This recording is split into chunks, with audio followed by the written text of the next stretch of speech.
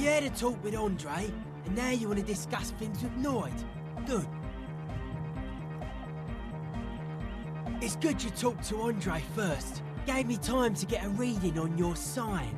Can't really talk to people before you get a reading. Yeah, gotta compare. See if we can align.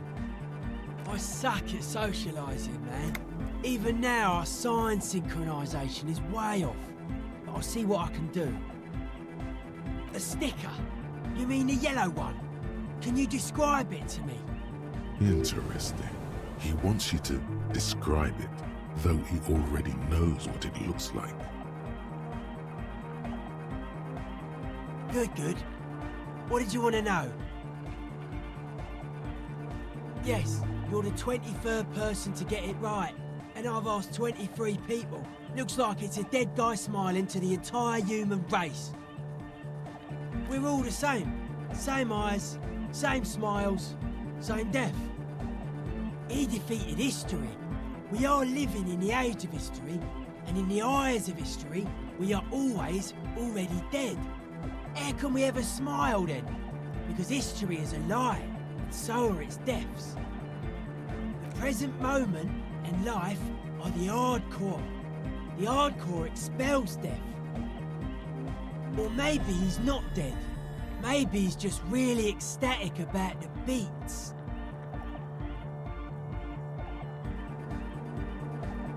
Yeah, that interpretation holds.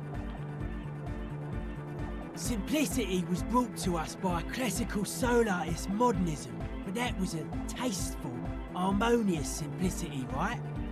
Well, hardcore is not tasteful or outwardly harmonious. It's a warning shot. This will be dangerous. The echo of man's loss haunting him. The sticker, the clothes, the music, same thing. Not alone. Many people are thinking the same thing right now. We all see the same smiling dead guy in a couple of X's and a circle. And a curve.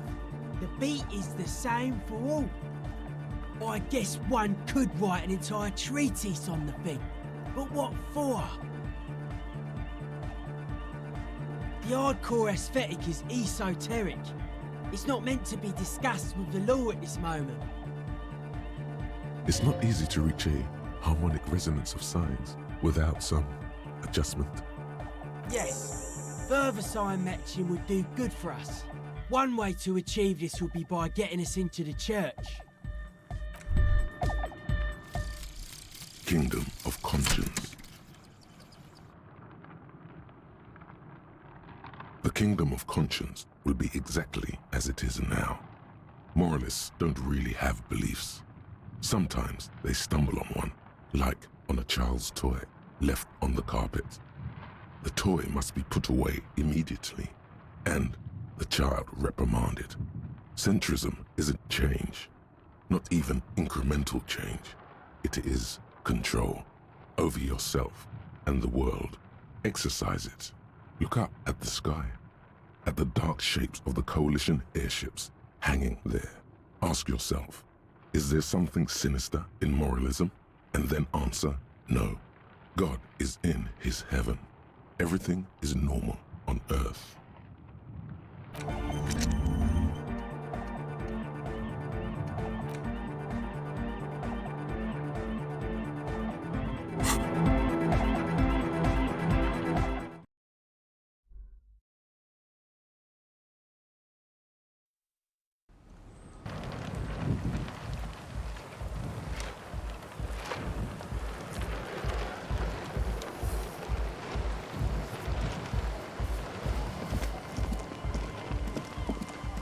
Hello again. Recording, I guess. I think I'm recording cracks in the ice. My boyfriend's song. I don't know, man. A lie. The musicians in the palace. Anyway, I don't really know. She looks at the recording. The sharp drop in endorphin. Take this, you're cold. No, man, fuck that, I'm cool. It's okay. Thanks. Go ahead.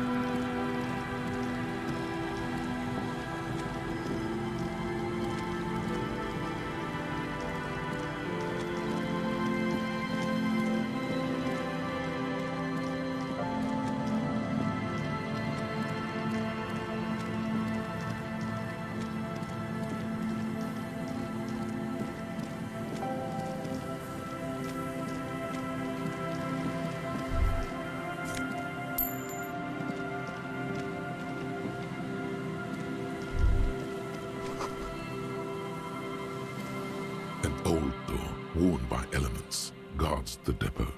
The wind has blown us.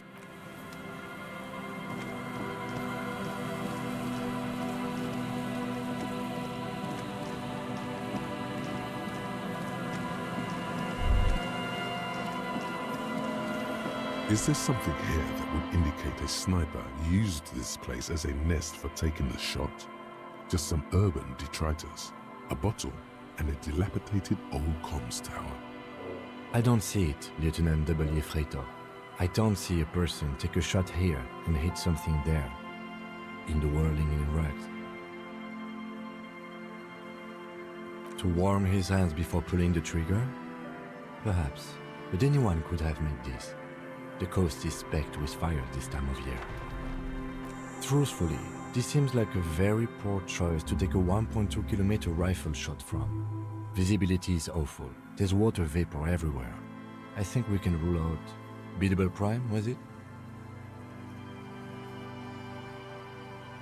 It's not possible to climb that ladder, and even if it were, why?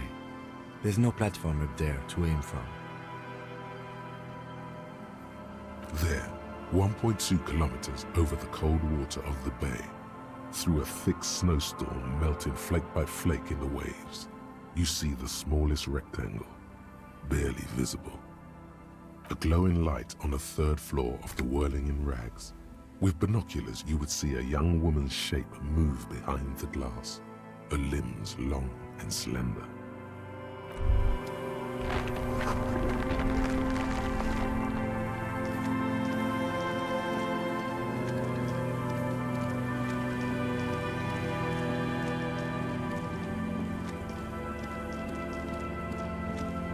The reeds dance slowly around the empty trap. The trap's netting trembles, shaking off the snow. No insect sounds or movement anywhere. The locusts, dazed from being transported, slowly begin to acclimate to their new surroundings. They're not really going to get the chance to get comfortable here. Good. Now that's done. When can we get to our impending apocalypse of a murder investigation? Don't answer that. It was a rhetorical question.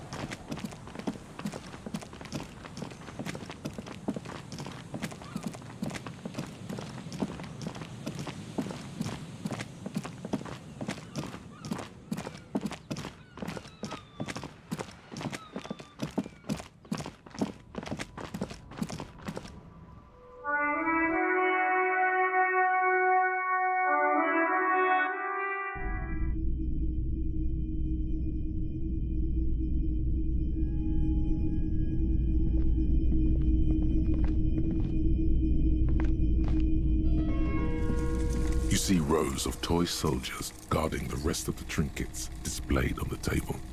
Some on horseback, others in rags, others yet in bright blue uniforms. All are stern and unyielding in their duty.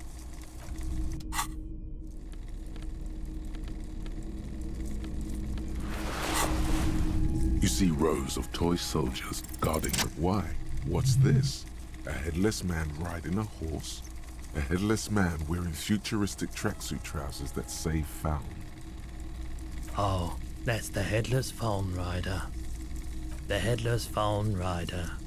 It's an urban legend about a man who rides the streets of Revachol sporting a fawn tracksuit.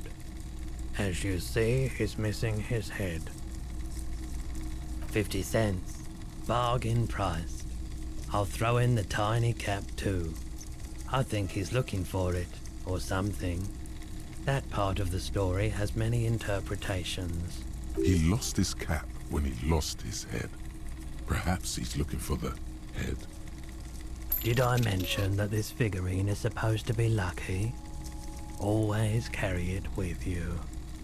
That was a very smooth salesman's grin that almost comes off as earnest. You should learn from him.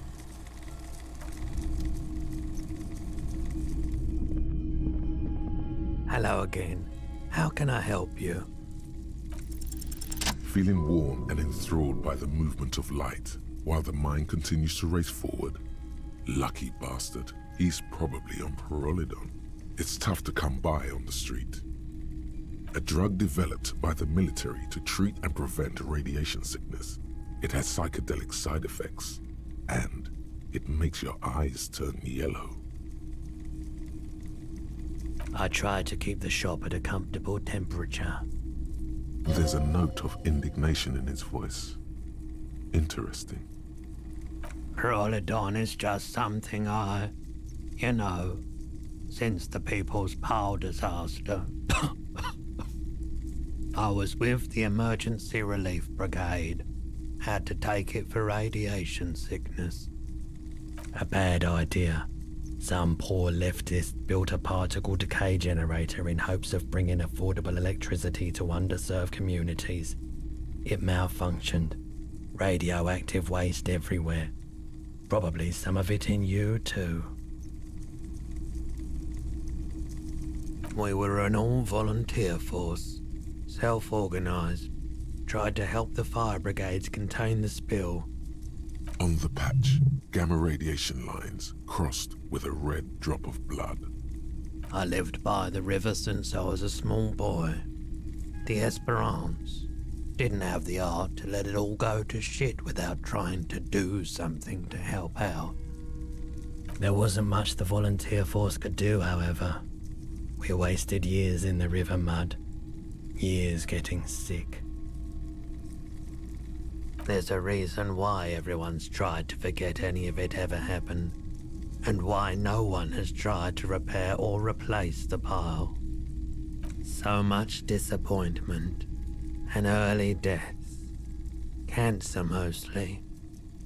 And we knew all that was coming even as we were cleaning up as best we could. No one's. Everyone's. So much bitterness. A bunch of poor people built themselves a primitive nuclear reactor, hoping for the best. What do you think is going to happen?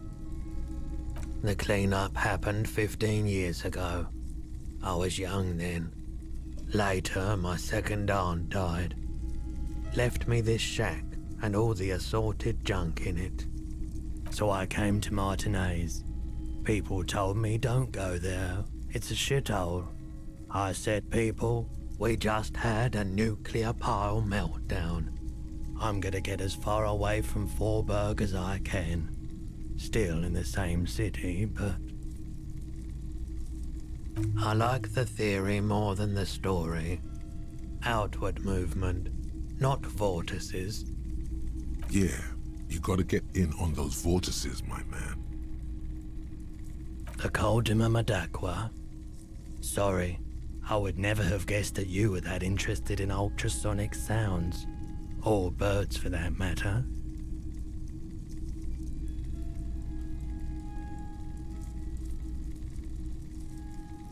What an interesting development. Well, it's been a long while since I've gone hunting for the Coldima Madakwa. Once knew a group of young musicians who decided they didn't want to play music anymore. and started looking for all kinds of interesting sounds instead. This was before, you know, lost touch with them after all of that.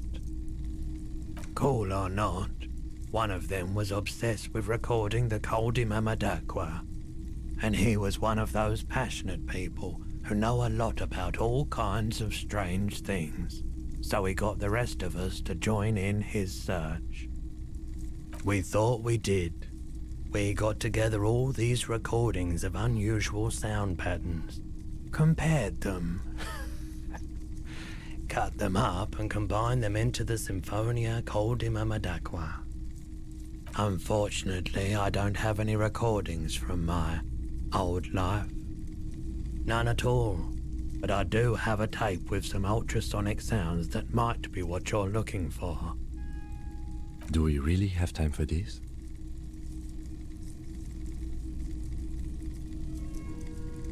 This recording comes from down the coast. Wasn't looking to record anything specific. Just left a recording device there one morning. Keep in mind, I have to slow this one down enough to make sounds well over 200 kilohertz audible to the human ear. It will be strange. As the hum grows louder, modulating but always unnaturally uncomfortably low, like it's coming not from the speakers, but also from inside your chest, breathing is becoming difficult. Not good, not good. You're about to start suffocating. You have to stop this. There's a growing sense of dread. The sound is coming from inside you, but also surrounding you. It feels as though someone is standing just outside your range of vision and watching you, doing this to you. He nods to you, reassuringly, just as more diverse, higher-pitched sounds, some random, some appearing to form patterns, hit your eardrums. Seabirds most likely, gulls and such. And skewers, but shh. That's it. The signal in the noise.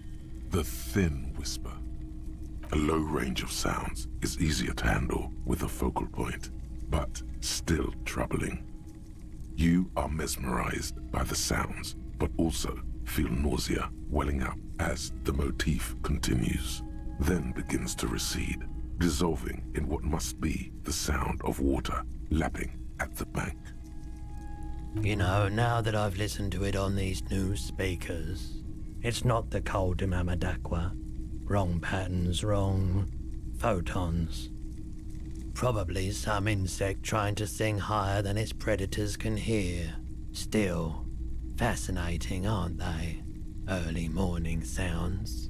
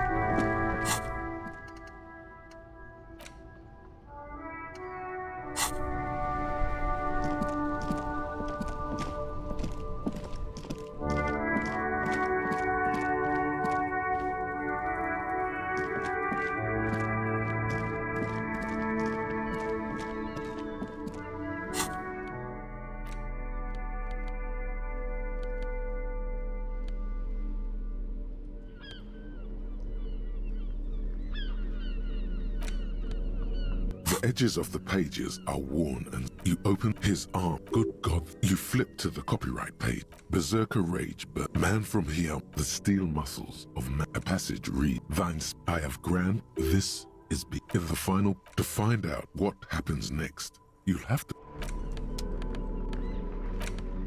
You spend a moment contemplating the known to his during, and yet his most if you're like, that's not right at all.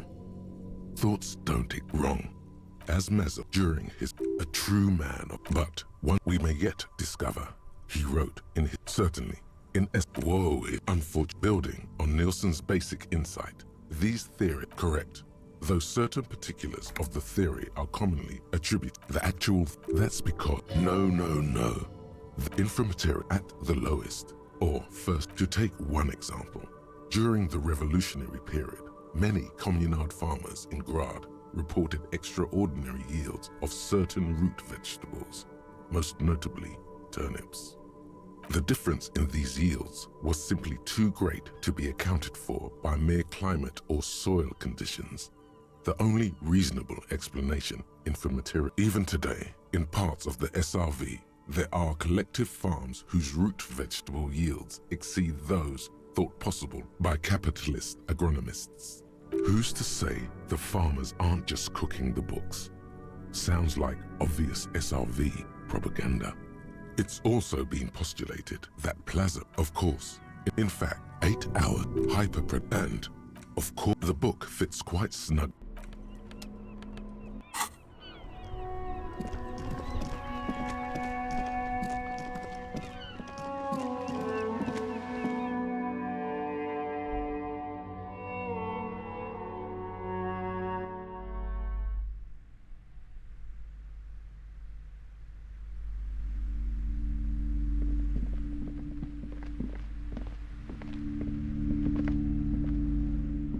Shelves filled to the brim with crime novels.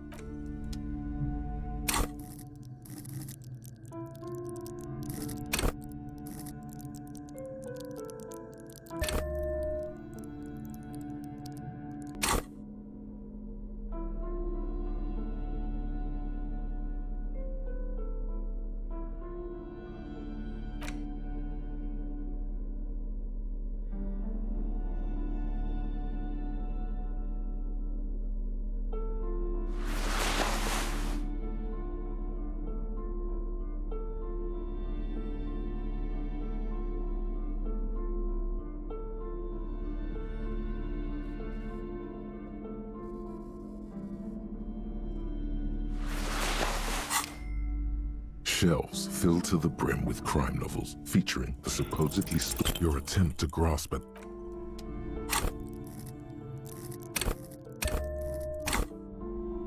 Shelves filled to the brim with crime novels.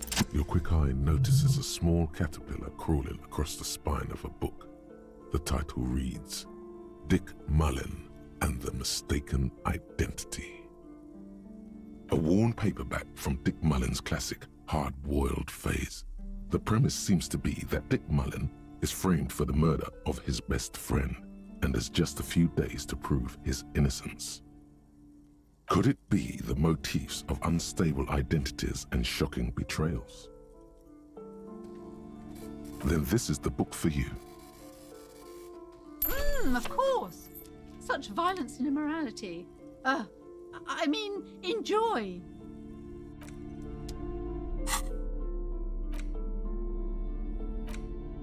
In your hand, you hold Dick Mullen and the Mistaken Identity.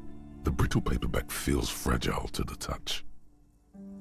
The cover features a pastiche of different scenes. In the foreground, a man in a dark overcoat clutches a pistol to his chest. Rising up behind him are two silhouettes wrapped in a passionate embrace. The tagline reads, Detective Dick Mullen must prove his innocence after an old friend is murdered by someone who looks just like Dick Mullen. That seems to sum up the premise nicely. Needless to say, it violates nearly every RCM regulation for a detective to investigate a murder in which he is a suspect. Are you really reading that, detective? Good luck finding it. He's not much of a character, I think you'll find. Just a stand-in for the reader. The point is for the reader to feel like they're solving the crime along with Dick Mullen. A crude narrative convention, but no less effective for it. The story opens with a knock at the door. Detective Dick Mullen is greeted by an old friend, Charlie Spillane, who's come to Mullen to ask a favor on this dark and cold night. Spillane needs Mullen to drive him in from Vesper to a small town along the Insulindian coast. Despite his friend's apparent agitation, Mullen does as he's asked, then returns home where he passes out drunk, as he does most nights. An extremely unprofessional and hurtful stereotype that's offensive to all upstanding officers of the law. 2 days later, Mullen is arrested by the Vesper police and charged with the murder of Charlie Spillane. At his interrogation, Mullen learns that Charlie Spillane was shot in a bar in the very town Mullen dropped him off in by a man matching Mullen's description. Desperate to clear his name, Mullen manages to convince the Vesper police to release him for 3 days so that Mullen may solve his friend's murder and prove his innocence. What's the matter, detective? The lieutenant shrugs, resigned to the idea that his profession will rarely, if ever, be accurately represented in art and literature. They're not shitting you, detective. This is what the writers think passes for police procedure. Of course, Mullen didn't do it. That's the whole premise of the book. Anyway, Mullen returns to the seaside bar where Spillane was murdered and meets a beautiful, mysterious woman named Diana Denerve. Denerve reveals that she was Spillane's lover and that he was mixed up with a local amphetamine smuggling operation. As soon as Mullen begins pulling at strings, the whole conspiracy begins to unravel. Not only is the local police captain in on the amphetamine ring, so is the son of a powerful politician and a strung-out art collector named Torvald, each of whom has his own reasons for wanting Spillane dead. Outwardly, the old police captain is a real law and order crypto-fascist, a barrel-chested man who's beaten his share of suspects to pulp. But he's also dirty and increasingly paranoid that someone's going to expose his role in the drug ring. He would certainly have the motive and the means, but the captain walks with a noticeable limp from an old war injury. Is it possible that he was able to conceal it long enough to commit the murder? A typical privileged twat. In all likelihood, he's just in over his head. He does bear a personal grudge against Spillane, though, a former prosecutor who nearly brought down his father's administration. The kid doesn't exactly have Dick Mullen's manly build, but he is the correct height, and while interrogating him at his home, Mullen did notice a certain overcoat that looks suspiciously like his own. Torvald, the art collector, is a strung-out mess. Frankly, it's hard to imagine him holding a pistol steady enough to actually hit someone, let alone plug them 3 times in the chest the way Spillane got did. That said, Torvald and Spillane have a long history, and while interrogating him, Mullen discovers that Torvald was once involved with Diana Denerve. Could it be that this is all over a sordid love triangle? One evening, Diana Denerve comes to Mullen's hostel room in tears. The two of them drink half a bottle of vodka, and soon they're seeking comfort in each other's arms. Well, that testimony won't be admissible any longer. The man's a prosecutor's nightmare. Solving a murder counts for nothing if all the evidence gets thrown out in court over police misconduct. As the two lovers share a post-coital cigarette, Diana Denerve turns to Mullen and says, "By the way, Dick, there was something else I meant to tell you. I love you." Whatever it is, Mullen never hears the words. A blow to the base of his skull knocks him out cold instantly.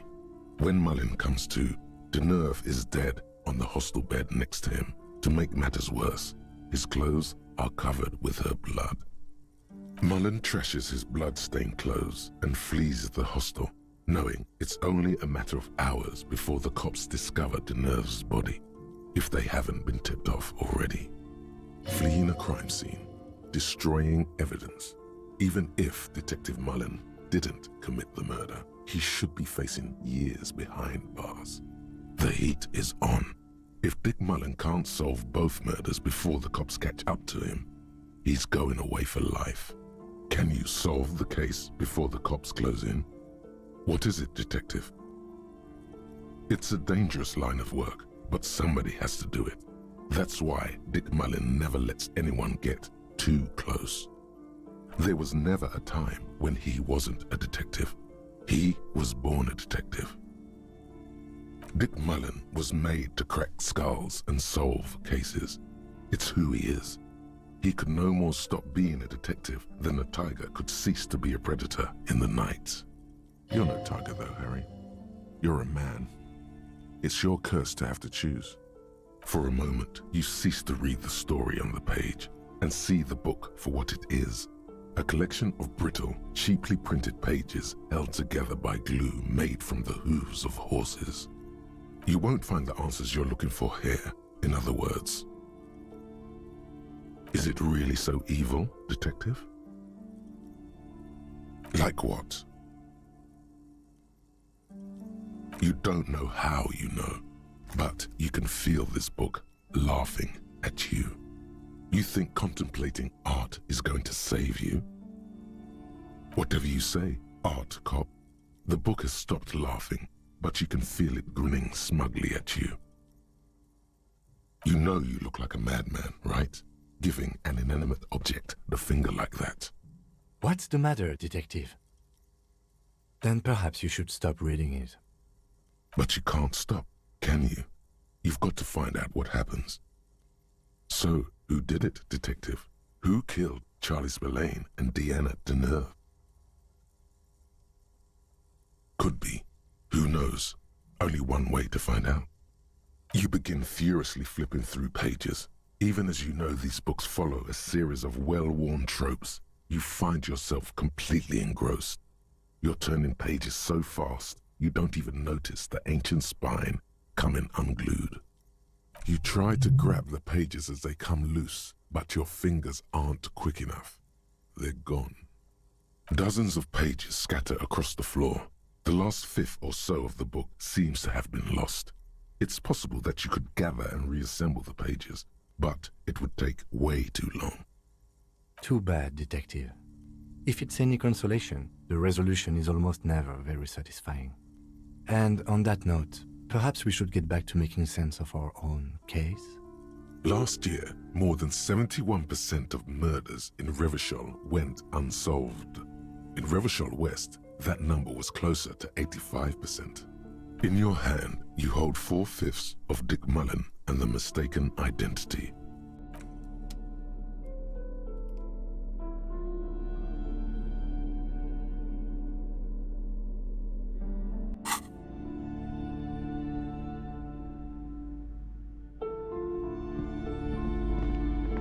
Shelves full of biography. Browsing through, suddenly, a particularly odd title catches your eye. High Speed Love chronicles the romance between two of the finest tip-top tourney racers in history. One of them is the madcap driver, Jacob Irv. His blonde mane graces the cover. Next to Irv's life story, you see a slim biography of an Occidental rock star called the Anti-Star. He's famous for shooting morphine into one of his eyeballs and cocaine into the other. Next to that, Revacholian radio personality Guillaume Bevy stands in front of a rundown drug den. He's a permanent fixture on Channel 8, reporting on real-life crime and ruining cops' days. I really must insist you buy one of the books. Reading them is not for free. Do still browse, though, but not too long. She understands she has erred against... I'm sorry, I did not mean to run.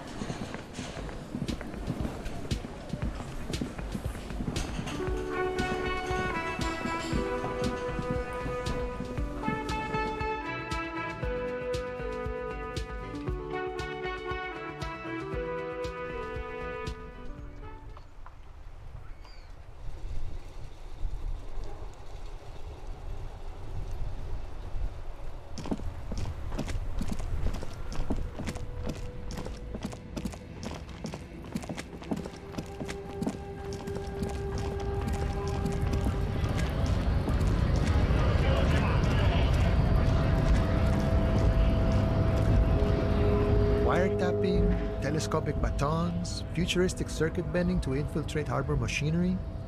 Maybe you could even knock that Kowalson crane over using some remote controls. The mercenary, eh? Who could have killed him? That's indeed the question. Why even do such a thing? That's so. I haven't heard anything about that. But if that's true, well, he was an enemy combatant. He was an agent of the opposition, attempting to undermine our honorable efforts. I ain't the murdering type, but that's just me. Large organizations like our union have all sorts of men, with all sorts of skills. He believes the Hardy Boys could have done it. Understood. This has been of limited use. Still, thank you. No problem. I wish the best to you in your search. Sure, I'm glad it's not my search.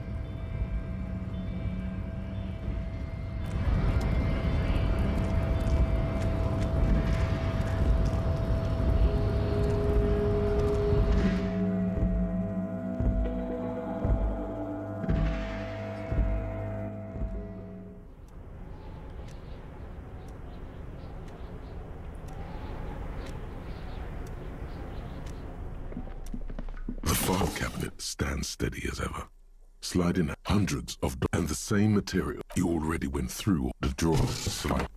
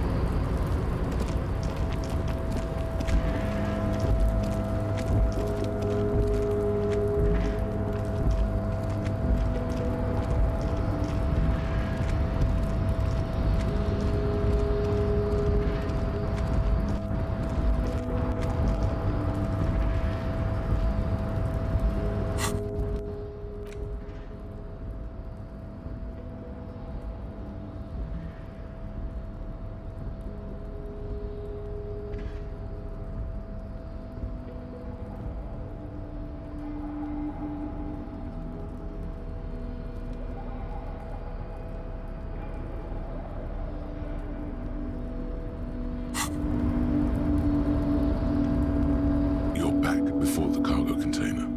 Its drawer has not lessened since you were last here. If anything, it seems to have grown slightly. And, as it's always been, it's impossible to open a container with the rhetoric. Maybe you're losing your mind.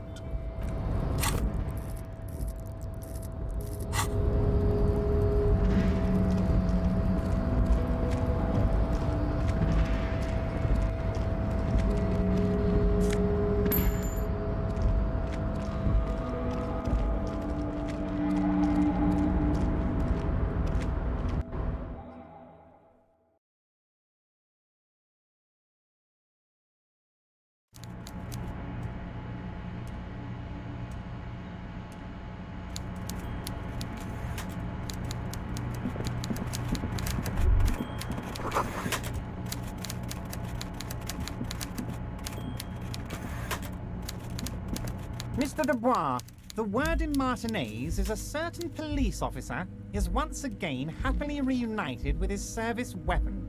Congratulations, my friend. I prefer my police officers old-fashioned like that, with a gun.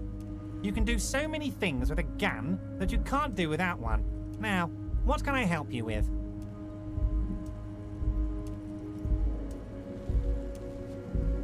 I don't know what that means, Harry, but I love it. I love your initiative. Knowing you're out there keeping things running lets me focus on the big picture stuff. Don't even tell me what was going on. Alcoholic brew?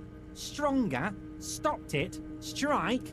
I'm just gonna let you surprise me, Harry. I'm always happy to educate and entertain you, my friend. So, what's on your mind? 2,372, plus yours truly, of course. 2,373 is a sizable contingent for a labor organization in Revachol. We're way past specific union members now. This is the big time. We're talking about the future of Revachol here, Harry. You can bother Leonard with that. He loves to run his mouth on such matters.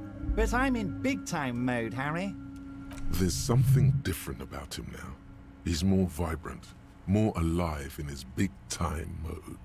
Very nice, Harry. Is there anything else? Oh, I know everything about you, Harry. I have a big fat folder on you. Very juicy stuff. And the word on the street is your memory is a bit hazy. If that's true, maybe I can help you out. Do you a little favor, so to speak. It might be a good idea to hide your confusion. I mean, see what his game is first. I assure you, there's nothing to be ashamed of, Harry. You're among friends, and the good news is, my big fat folder is ready to serve. I'm sure you have a lot of questions. Maybe my fat folder and I can help you out. Do you a little favor of sorts. It's just a brown folder. You can't make out what's written on it. Are you trying to tell me you've gotten hold of some of our documents? Mr. Kitsuragi, would you mind? Harry has some questions he needs answers to. Asking too many questions will make you look weak. You should maybe focus on the folder. Don't just jump to the folder. That's not smart. Shows you're on the edge. Do some probing first. Family? Harry, you're not a family man. There's not one peep of family in here. Unless you think you're a family man. Do you strike yourself as a family man, Harry? That's why I like you, Harry. A good man knows both his strengths and his weaknesses, and you, my friend, you are one of the all-time greats. As you look at the folder, Everard covers it with his hand and pets it. He's hiding it from you because it's not a real RCM folder. It's just another one of those brown folders you saw in the file cabinet. Okay, Harry, you got me. This is from the Census Bureau, not the RCM. Those Census Bureau people are absolutely corrupt. You should do something about them. He got the name from the Census Bureau, and everything else from your actions here in Martinez. Yes, Mr. Kitsuragi from the Census Bureau. Like I said, now I'm actually a very busy man. So is there anything else I can do for you, Harry? That means he doesn't really know anything about you. A pity. The mystery of you will have to remain a mystery for the time being. Yes, that's what I said. Try to keep up, okay? Let's move on.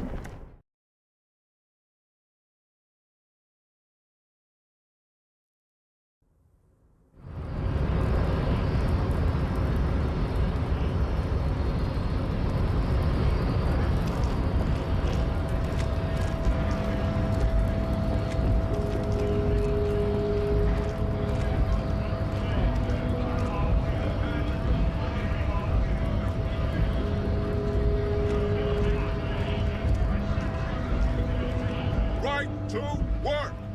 Right to work! Shame on you! Things are busy enough. You're going to waste less of my time? The hulking man oozes stark skepticism. Hell no. I'm just an honest scab. I won't have talk like that around here. You understand? It just has to be said. That was not a convincing line. Fucking fuck. I'm going to interpret that as a yes. There's a tribunal, and it won't be long until it's ready. How about you fuck off now, huh? Okay, of course. There could be weapons aiming at us right now, somewhere above, in the buildings. The other merc. Don't push this, he's thinking. This is not the time. Fucking loincloth. Loincloth? Now you see, that's not really what a scab would say, is it? Better not to press the issue further, sire. He seems tense. The man's breathing steadies, but his eyes are still narrow. Slowly, he's trying to get his right-to-work dance back on. Don't think so. Suddenly, this feels like a really, really bad idea.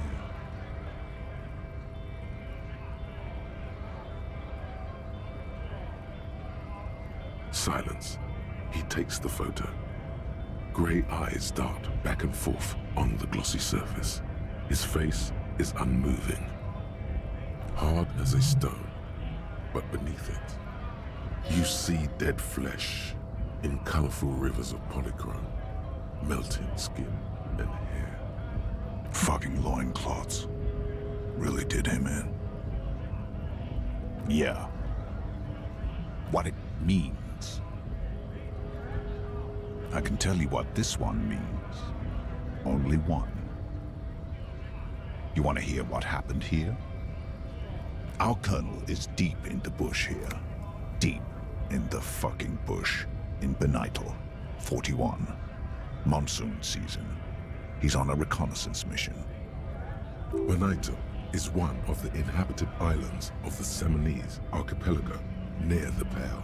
Covered in jungle, it was anchor point for the Seminese nationalists in the proxy war held on the islanders' territory.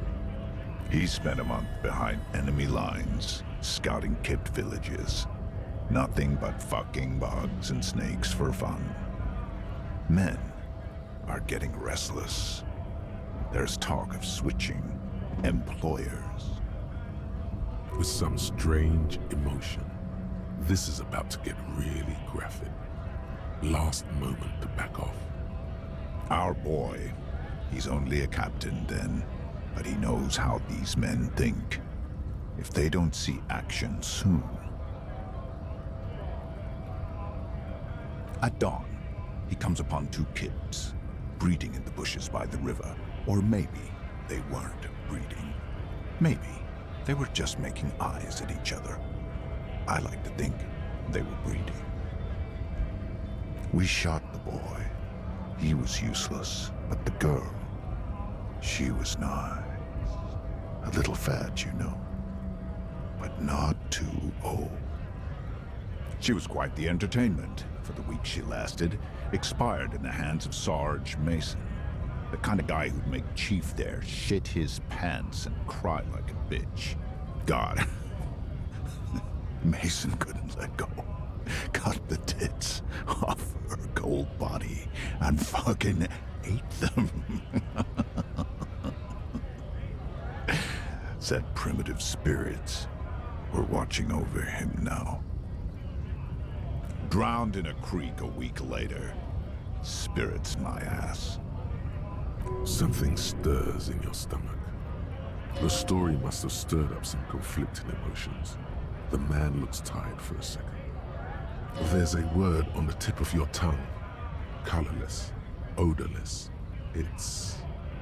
You bet it was. It's just nature. This guy, he used to say evil is when nature and spirit meet in the wrong place. No, I was in the domain, in Jamrock, being a bouncer. Fucking mask is getting sweaty. I want to take my mask off. But... go ahead. All right, now. Free commerce! Keep the goods flowing! On the photo in your hands, the dead man's skin is studded with stars. Tens, hundreds of them, littering his dead skin. Wasteland of reality. Congrats, you're sober. It will take a while for your body to remember how to metabolize anything that isn't sugar from alcohol. So you're going to be pretty ravenous soon. Eat plenty. You can expect your coordination and balance to improve in a couple of weeks. In 2 months, you might start sleeping like a normal person. Full recovery will take years though. It'll be depressing, and it'll be boring. Don't expect any further rewards or hand claps. This is how normal people are all the time.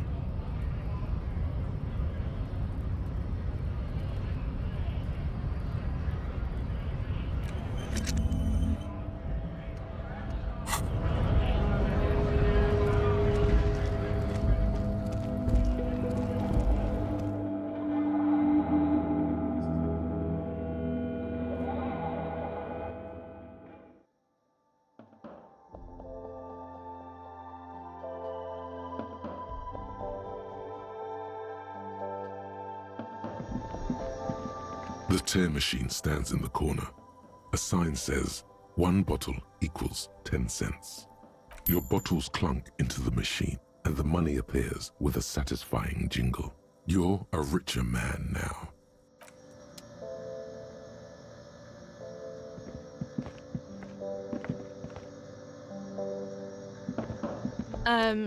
Is this about the questions again?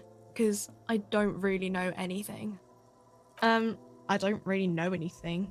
I mean, I know it's there, but I haven't seen it, so... I don't know. No need to worry. It's just standard procedure for us to ask around. If you hear anything, let us know, okay? Okay. Uh-huh.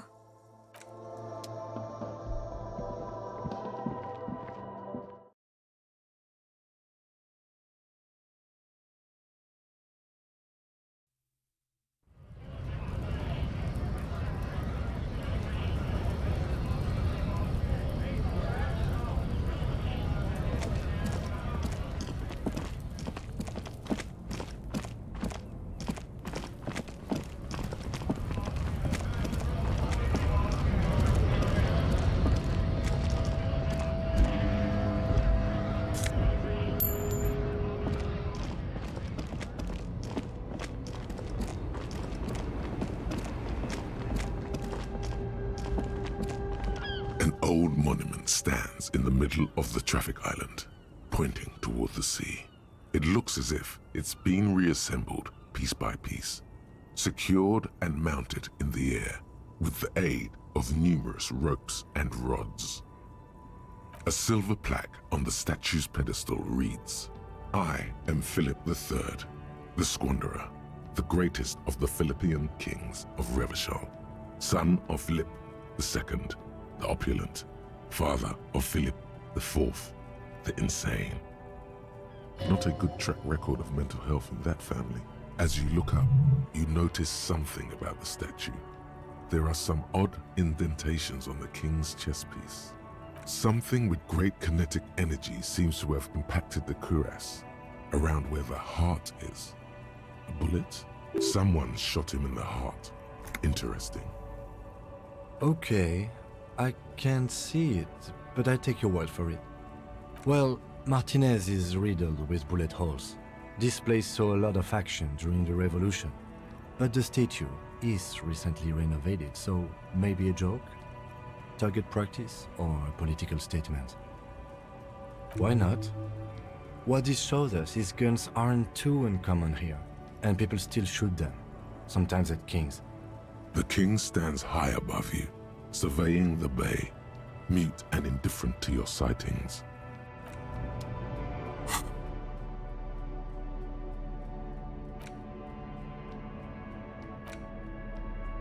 Medicinal purposes of the pearl. The cover of this heavy tome features a number of esoteric symbols.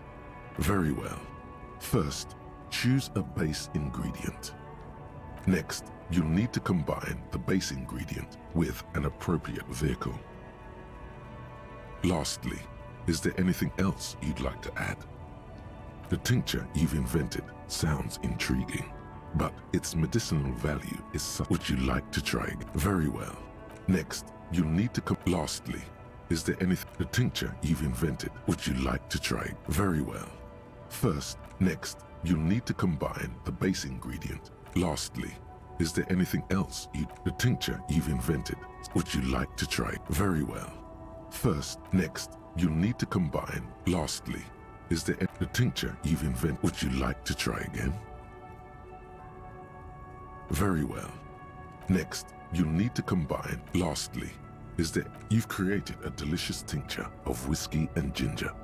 According to the pharmacopoeia, it should increase your energy and focus, though, in your experience, it's only done the opposite. Would you like to try again? You close the book and find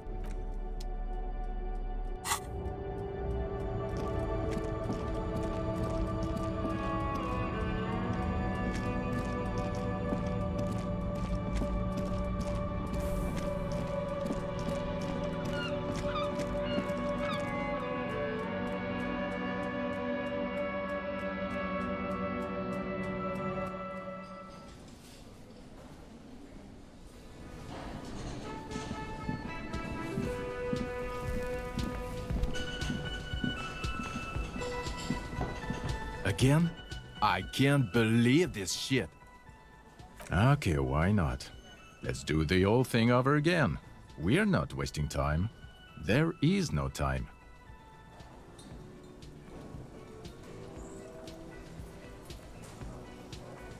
Well, where have you looked for her? West of here? Tough luck. The place is ruined from the bombardment. A lot of places to hide there. I don't know. Why are you? It's like you felt it would be intellectually stimulating and would lead somewhere. A custom even? Strange. Who knows why we do the things we do? Somehow, bouncing those ideas off the man with sunglasses felt calming, like you've done it before. Oh my god, there's more. You want something more? What is it? I'm going to say no, just to see what you'll say to that. What'd you say? Okay? Jean, he said okay. Give it a rest. Okay, I was clearly wrong.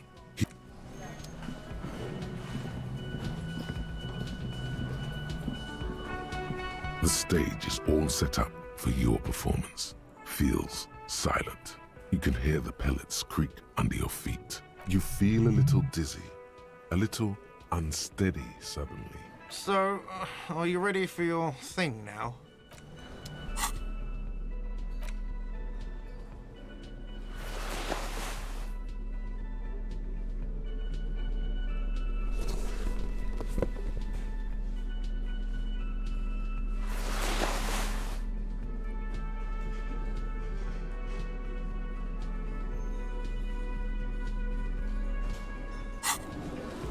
The stage is all set up for you feel it. So, are you ready for your thing now? Let me know when I should turn on the karaoke carousel. The air is thick with anticipation. Someone dims the lights as the music starts. Okay, here we go.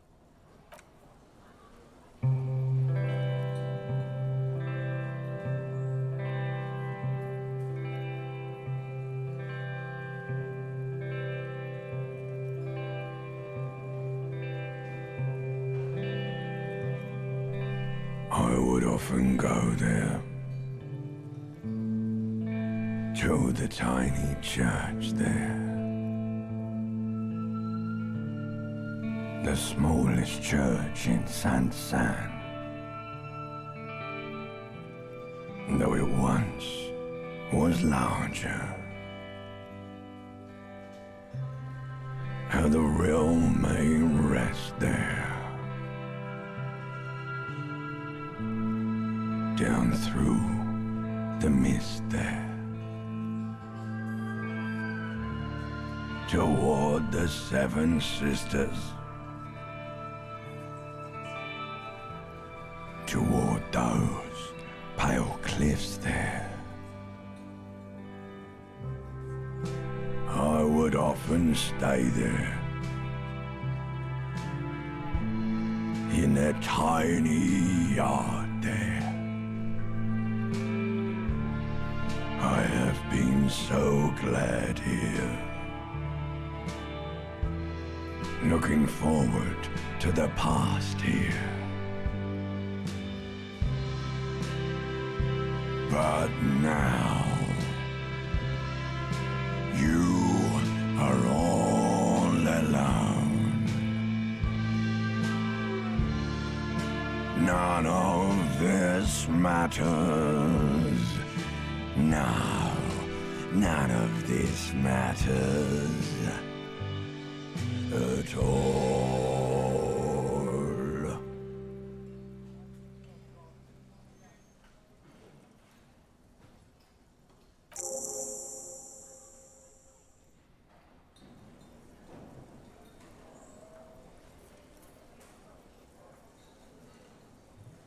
A lazy applause fills the room.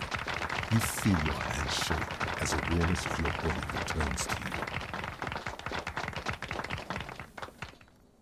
There is silence now, in the deep where the voice came from. It has receded, to return only in dreams and nightmares. This guy really carried you.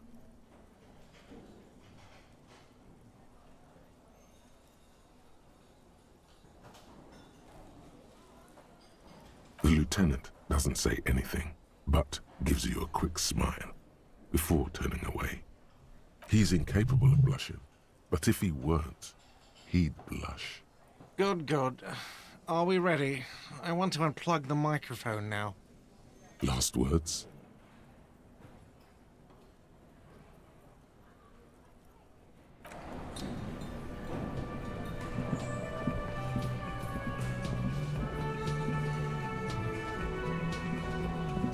Hello, dear. It's good to see a familiar face. Thank you for doing that, dear. Her smile is weary. Her earlier ebullience has left her. Morel still isn't feeling well. I convinced him to stay at Gary's to get some rest. I'm afraid the cold has really gotten to him. I'm sorry, dear. You've had to drudge through them so many times. Such is field work. A young person's game, as they say. Her voice is shaky. What is going on here?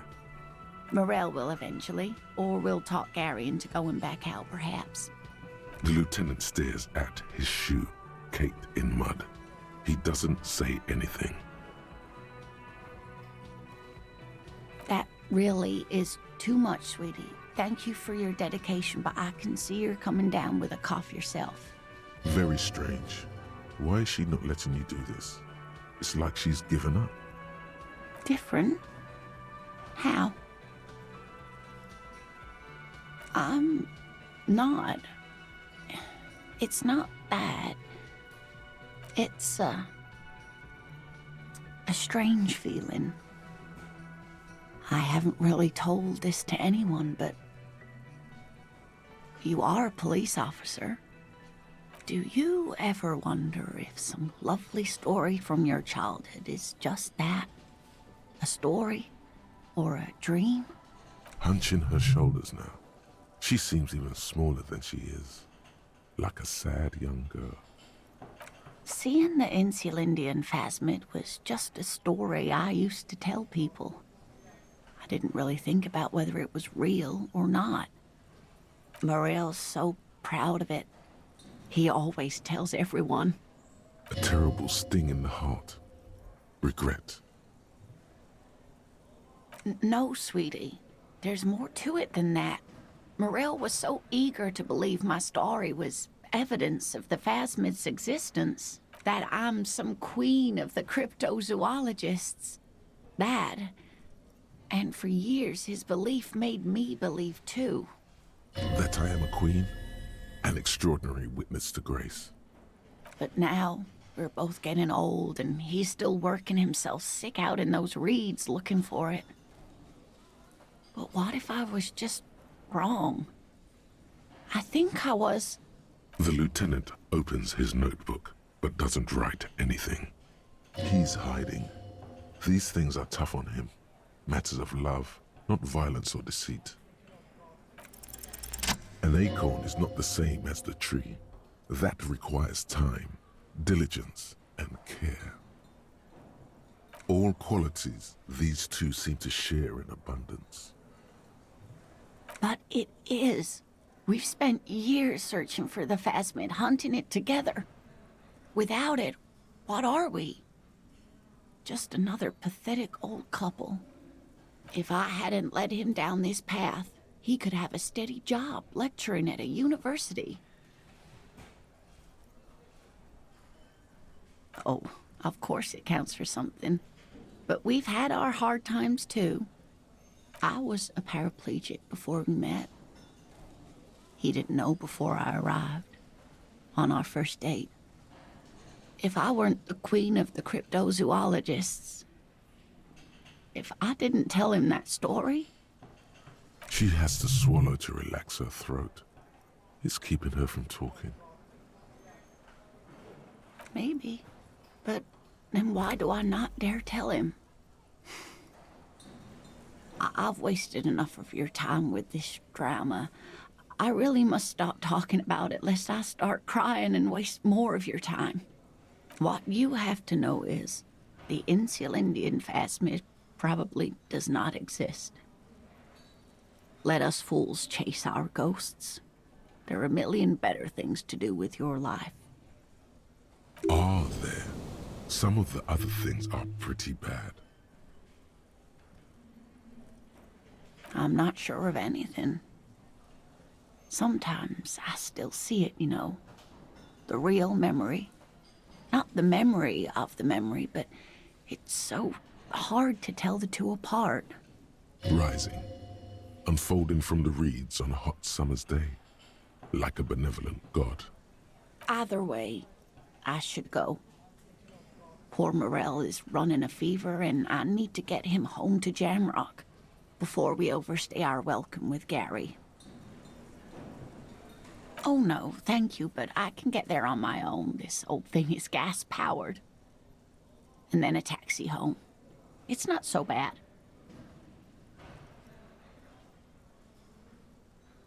You're welcome, sweetie.